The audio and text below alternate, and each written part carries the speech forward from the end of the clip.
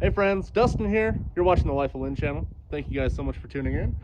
If you didn't see our episode before this one, we are turning our little 20-foot tiny house, 22-foot tiny house into a grow room and a little greenhouse. And as you can see from the position of the sun behind me, south is that way because it's wintertime here in Colorado. And all the windows I got up here at the top are facing north. So first things first, I gotta jump in this thing, and turn this tiny house around. So we're gonna do that real quick. Then we're gonna set up the second growing bed in there. We got the first ones all set up, got the growing light on, and we just got stuff planted already 2 or 3 days ago. So that one's done. We're gonna get the other one planted today and get everything set up and finished up for the winter.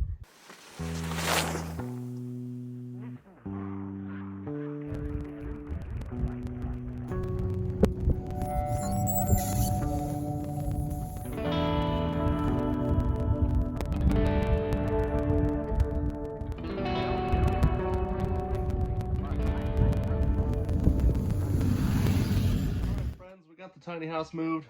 We now have our main windows here facing to the south, perfect for the winter time. Also, I've already noticed some more solar heating in here after I swapped it around yesterday. Today it's been sitting out in the sun. I just wanted to make sure it was in the right spot. But as you can see, the sun is very bright, and even late in the afternoon here, there is sun on those beds. Got one of the lights hooked up. That's the only one I had. I do need to buy 3 more. One light's not big enough for one of the beds. I need to have 2 lights per bed, so there'll be 2 over here, 2 over here. They are LED. They are adjustable, so they've got the 3 different spectrums of light. I can turn them on and off, which is kind of nice. You got the blue spectrum, the white spectrum, and the red spectrum. Now, these things we don't want to be blooming anytime soon, and I already got some coming up, so I'm running the blue and white spectrum. I don't know much about it. That's just what I read somewhere, so correct me if I'm wrong down in the comments, but let's take a look. But anyway, I've got this bed planted already, and look, even after only, I think it's been about 5 days, we already got stuff coming up. So I'm going to tell you what we got in here.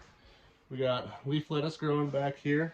We have a set of microgreens. I believe there's broccolis and kales and 2 other things in these microgreens. I'll have to look and see. Back here we have a different species of kale. Up here we have spinach. And then back here we're doing some herbs. We're doing some parsley. We're doing some cilantro right here. And I wasn't going to do more herbs, but I decided to do something a little bit more edible, because the greens and stuff are nice, but I wanted something a little bit more hardy, so we're actually doing a couple of bush beans back here. So I think I just planted 4 plants, because that's all we have the space for back here. So 4 plants back there. So this one's all planted, and I am super impressed by the way this thing looks after only a couple of days. Look at this. Yeah, so there's the microgreens there. They're coming up nice. They're loving it. And the leaf lettuce as well, coming up really well. You can see just a couple of the kale are coming up. So that leaves us to plant this bed over here. The dirt's finally thawed out, so I'm gonna rake this out, level it out, declump it, make sure it's nice and soft, and get ready to plant this one. Let's go get to it. We are ready to do some planting. Now these beds are actually pretty good size, but obviously I'm gonna be limited by how much space I have here. And we are growing indoors, which makes that a little bit more difficult. With that, you know, the bigger plants I won't be able to do, but I will plan on doing some bigger tomato plants and stuff in one of those like 2 or 3 gallon buckets. Get a couple of those started and going. Also, we're going to be doing all our seed starters for our garden here in a little bit, but this is kind of a jump start on stuff that we will want to use before our garden's ready, because, you know, the garden's not going to be able to be picked out of until August, except for, you know, some of the smaller earlier things like radishes and the sort. So with that, that's part of the reason why we're doing our indoor garden inside the tiny house. Other than it's nice to have a space that is going to be used, and since the tiny house was here, we're using it. So this is the setup, guys. I'm going to be dividing this one into 6 different portions. The other side I divided into much more because those plants require less spacing. These plants require quite a bit of spacing, unlike the lettuce and the microgreens and stuff, which basically can just be poured in there and they just grow all willy-nilly. Most of this stuff over here requires 6 to 12 inches of spacing. We are using the Seeds of Change organic heirloom seeds today. I have not used this brand before, but it is some that we're available to get. They're packaged for 2021. They just came out, so we are hoping these ones work pretty good. We have used several other brands in the past that work pretty good. We're hoping these guys do us justice.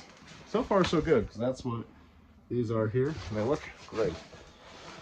So this is what I'm planting in this one. We're going to do basil. I'm going to do 1 or 2 cherry tomato plants back here, probably like that. I'm going to do oregano. I'm going to do 1 or 2 bok choy plants. Some red bell peppers. And some jalapeno peppers. So that will kind of give us a little bit of flavor with the meat we have. As we got 2 freezers completely full of our processed chickens and a full cow that we had purchased from a family friend. So we need stuff to go along and flavor that meat and give us some other nutrition. So that's what we're working on. So let's get to planting and see how it goes.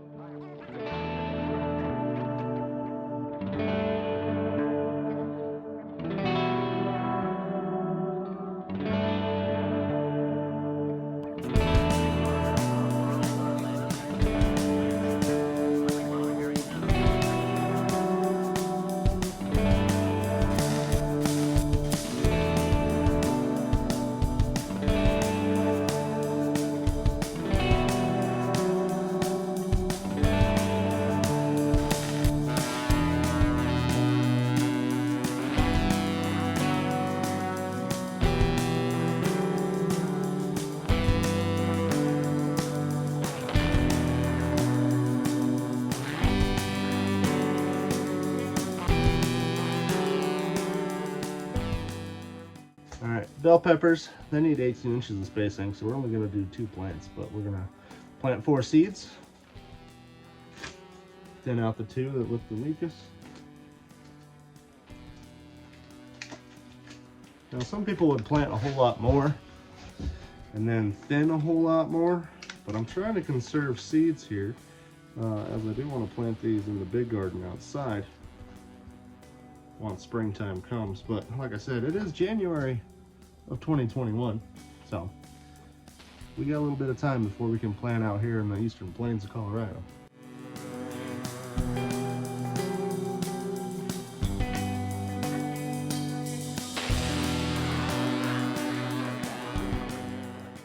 All right, guys, so I'm going to dump some water on these things, and then I'm going to be building a watering device that's going to make it a little bit easier for us. In fact, as of right now, I don't have anything put together other than I just bring a watering can out here. But for seedlings, just a gentle mist every day will be enough to get it going. But once these plants establish a root and start getting thirsty, I'm going to have to come up with a better plan than a little watering tin. So I'm going to work on that. I'm going to work on getting these other lights. And yeah, we're going to jump forward and see how it goes. So that's where we're at, guys. The tiny house is coming in very useful for other things other than guest room. Hey, it works. Guest room with guest bunks and a composting toilet, which is really nice to have, and it's separate from the other house.